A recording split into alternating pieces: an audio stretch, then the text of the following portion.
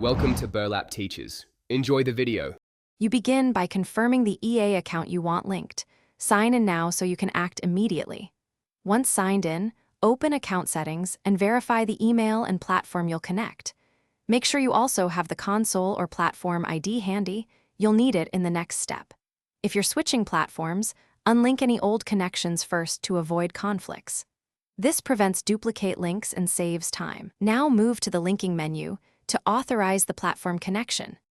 You now select connections within EA settings and choose the platform you want to link: PlayStation, Xbox, or Steam. When prompted, authorize the platform login. This step lets EA access your platform ID and Apex progress. Once authorized, confirm the linked Apex profile name and check privacy settings so stats and purchases transfer correctly.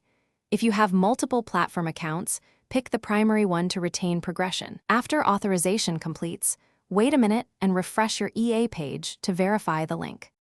You finish by launching Apex Legends on the linked platform and confirming your profile, store items, and progression appear correctly. If something's missing, clear local cache, sign out everywhere, then sign back into EA and the platform. This forces a fresh sync. Make sure you selected the correct platform when authorizing. Wrong selection causes missing progression. If issues persist, contact EA support with both account ID and a screenshot of your connections page.